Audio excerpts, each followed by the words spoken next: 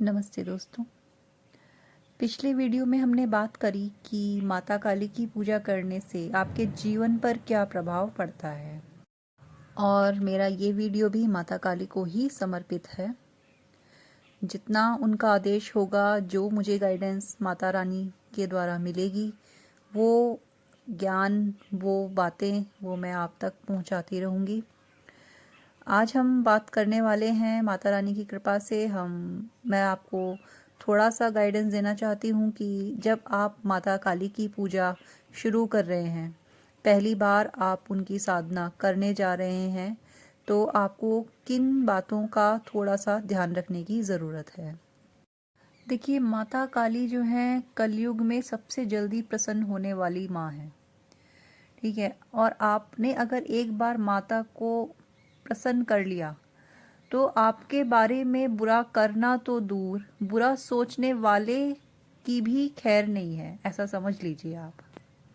लेकिन यहाँ जो चीज़ काम करती है वो सबसे बड़ी चीज़ होती है कि आपकी इंटेंशन क्या है, आपके भाव क्या हैं, आप किस भाव से किस चीज़ के लिए माँ को बुला रहे हो। आप किसी का बुरा करने के लिए बुला रहे हो, या आप अपनी किसी समस्या के लिए माँ को बुला रहे हो, ठीक है। देखिए, माँ त्रिनेत्रधारी हैं, माँ त्रिलोकवासिनी हैं, माँ वो जानती हैं जो हम नहीं जानते, माँ वो देखती हैं जो हम नहीं देखते। जब हम माँ को पुकारते हैं कि माँ आइए, हमारे इस कष्ट को दूर कीजिए माँ, तो माँ सबसे पहले देखती हैं कि इस बच्चे की भाव क्या है, ठीक है। ये भाव क्या, किस भाव से मुझे बुला रहा है। कई लोग शायद यहीं पे गलती कर जाते हैं, जो माँ को माँ ना कहकर शायद देवी के रूप में पूजा करते हैं। देखिए, माँ जो है ना, भाव की भूखी होती हैं। और माँ ही क्या, आप किसी भी ईश्वर को ले लीजिए, आप भोलेनाथ को ले लीजिए, आप हनुमान जी को ले लीजिए, आप कान्हा जी को ले लीजिए, आप माँ दुर्गा को ले लीजिए। भगवान तो सिर्फ भाव का भूखा है। इंसान ही अपने घमंड में न जाने अपने आप को क्या समझता है और सोचता है कि उसके आडंबरों से, उसके चढ़ाए हुए चढ़ावों से ईश्वर प्रसन्न हो जाएंगे। तो ऐसा नहीं है, और माँ काली के साथ तो बिल्कुल भी ऐसा नहीं है। माँ सिर्फ भाव की भूखी है। आपको सिर्फ जिस भी, आप यहाँ सिर्फ माँ काली की बात ना करके मैं सभी देवी देवताओं के संदर्भ में इस बात को कहना चाहूँगी कि आप जिन भी देवी देवता की कृपा को प्राप्त करना चाहते हैं, आप जिनको भी प्रसन्न करना चाहते हैं, आप उनसे एक रिश्ता जोड़ लीजिए। गुरु का, पिता का, भाई का, माँ का, ठीक है। जब हम किसी देवी देवता के साथ एक रिश्ता जोड़कर उन्हें संबोधित करते हैं और उन्हीं को सर्वस्व सौंप देते हैं, फिर चाहे वो हमारी परेशानी हो, हमारी खुशी हो, हमारा सुख हो, हमारा दुख हो, और हमारे जीवन का कोई भी पहलू हो, आपने जब उन्हें सौंप दिया तो उनकी जिम्मेदारी हो जाती है। यही यहाँ आपको भी यही करना है। आप माँ काली के एक सौम्य स्वरूप को अपने मंदिर में जगह स्थान दें, ठीक है। और उनको माँ के तौर पे संबोधित करें, उनसे एक माँ का रिश्ता बनाएं, माँ कहकर उन्हें पुकारें और उसी रूप में उनकी पूजा करें। किसी भी शुभ दिन, नवरात्रों में या कोई भी शुभ दिन देखकर आप ये कार्य कर सकते हैं। यहाँ मैं आपको एक चीज़ और बताना चाहूँगी कि देखिए, हम सब ने देखा है माँ काली की, जब भी आप प्रतिमा या पोस्टर या कहीं भी देखते हैं तो आपने देखा है कि माँ के चरणों में भोलेनाथ लेटे हुए हैं। हम सभी जानते हैं माँ के इस स्वरूप की कथा को, कि माँ ने जब महिषासुर का वध किया था, तब माँ राक्षसों का वध कर रही थी और बहुत क्रोध में थी। जब सब राक्षसों का अंत हो गया और माँ का क्रोध शांत नहीं हुआ, तब उनका क्रोध शांत करने के लिए महादेव उनके चरणों में जाके लेट गए थे। जैसे ही माँ का पांव अपने स्वामी के, अपने पतिदेव के पर पड़ा, तो उनका क्रोध एकदम शांत हो गया और उन्हें एहसास हुआ कि उनसे कुछ गलत हो गया और अपने शांत स्वरूप में आ गईं। ऐसे ही हम देखते हैं कि जहाँ पे भी माँ के मंदिर होते हैं, वहाँ पे आप पाएंगे कि माता के मंदिर के आसपास भोलेनाथ का मंदिर अवश्य होगा। कोई भी सिद्धपीठ आप देख लीजिए, कोई भी जगह आप देख लीजिए, और जहाँ भोलेनाथ का मंदिर है वहाँ पे माँ का कोई ना कोई छोटा बड़ा अस्तित्व स्वरूप मंदिर जरूर होगा। ये इस बात का भी सूचक है कि शिव और शक्ति दोनों एक ही हैं। जहाँ शिव है वहाँ शक्ति है, और जहाँ शक्ति है वहाँ शिव है। यहाँ पर इस बात को बताने का मेरा सिर्फ एक ही मकसद है कि आप माता और महादेव के संबंध को पहचाने। ठीक है, ये दोनों अलग नहीं है। तो जब आप माता काली की पूजा करते हैं तो आपको भगवान भोलेनाथ की पूजा भी करनी ही है। अब आपके ऊपर है कि आप महादेव को अपना गुरु रूप में पूजा करें या पिता के रूप में पूजा करें।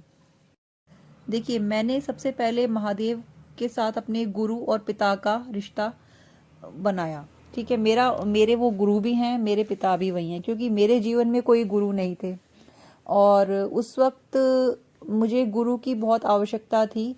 ये तब की बात है जब मैं महाकाली से शायद नहीं जुड़ी थी। उनसे पहले मैंने महादेव के साथ मैंने अपना गुरु रूप में स्वीकार कर लिया था। मैंने क्या स्वीकार कर लिया था, उनकी कृपा दृष्टि मुझ पर पड़ी हुई थी और उन्होंने मुझे अपने शिष्य के रूप में स्वीकार कर लिया था, मैं ये कहना चाहती हूँ। इसलिए जब आप माता काली की पूजा करेंगे तो आपको एक गुरु की आवश्यकता होगी ही। देखिए, यदि आपके पास गुरु हैं तो बहुत अच्छी बात है, और यदि आपके पास गुरु नहीं भी हैं तो भी आपको महादेव की पूजा तो उनके साथ करनी ही है। तो आप महादेव को ही अपने गुरु के रूप में समझ लीजिए। ठीक है, उनसे ही एक गुरु का रिश्ता, अपना संबंध, उनसे गुरु का बनाइए। सदगुरुदेव महादेव भोलेनाथ को अपना गुरु बनाने के लिए आपको बहुत कुछ अधिक करने की आवश्यकता नहीं होती है। आपको किसी भी शुभ दिन, गुरु पूर्णिमा हुई या कोई भी अच्छा शुभ दिन देख के आपको किसी भी शिव मंदिर में जाके महादेव के सामने बैठ के उन्हें एक पटका या कोई भी धागा ऐसे समर्पित करना, जैसे आप अधिकतर शिव पूजा में आप करते ही हैं, और उन्हें लड्डू का भोग लगा के संकल्प लीजिए उनके सामने कि हे परमपिता, हे महादेव, मैं आपको अपना गुरु मैं घोषित करता हूँ। आज से समस्त ब्रह्मांड में मैं अपने आप को आपका शिष्य घोषित करता हूँ, और कृपया मेरा मार्गदर्शन करें और मुझे अपना शिष्य स्वीकार करें। बस अब आपको ओम नमः शिवाय की जाप करनी है, जितने आप यथासंभव कर सकते हैं। 1 माला, 3 माला, 5 माला, 7 माला, जितना आपको संभव है, जितना आपके पास समय है, उस हिसाब से आप जाप कीजिए और समर्पित हो जाइए। देखिए, किसी भी साधना में जब आप करने बैठते हैं तो गुरु का महत्व बहुत ज़्यादा होता है। वैसे भी हमारे जीवन में गुरु सबके जीवन में होने ही चाहिए, क्योंकि गुरु हमारा मार्गदर्शन करते हैं। और माँ काली के संदर्भ में मैं कहना चाहूँगी, क्योंकि माँ अग्नि तत्व रखती हैं, माँ की ऊर्जा बहुत तेज, बहुत प्रचंड होती है। तो जब आप सदगुरुदेव को अपना भार सौंप कर जब उन्हें आमंत्रित करते हैं माँ काली की पूजा करने से पहले, तो हम उन्हें कहते हैं कि हे परमपिता, हे सदगुरुदेव, आप हमारे अंतःकरण में विराजमान होकर हमारे शरीर में जो हम जाप कर रहे हैं इनकी ऊर्जा को संतुलित कीजिए। ठीक है, तो ये प्रार्थना जो होती है ये वही कार्य करती है जैसे परमपिता माता काली का क्रोध शांत करने के लिए उनके चरणों में लेट गए थे। तो परमपिता की जो कृपा होती है, जो सदगुरुदेव भोलेनाथ की जो ऊर्जा होती है, वो माता काली की ऊर्जा को संतुलित करती है। ठीक है, इससे हमारे शरीर के अंदर जो माता के जाप के बाद जो ऊष्मा, जो ऊर्जा आती है, वो संतुलन में आती है, वो हमें नुकसान नहीं पहुंचा पाती। नुकसान तो वैसे भी माता के रूप में हम पूज रहे हैं, कोई हमारा नहीं है, परंतु होता यह है कि हमारा शरीर इस योग्य नहीं होता है कि माँ की उस प्रचंड ऊर्जा को हम सह सकें।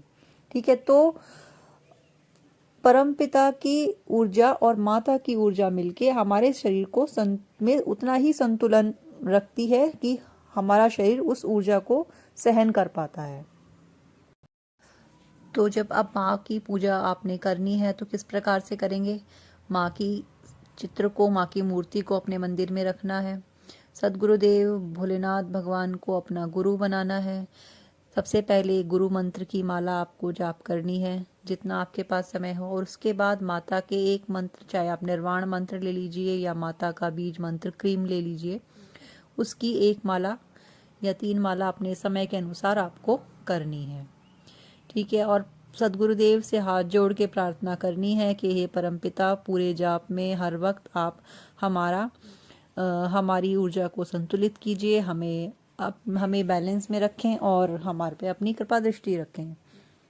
इसके बाद माता की माला करने के बाद आपको माता के गणों को भूलना नहीं है।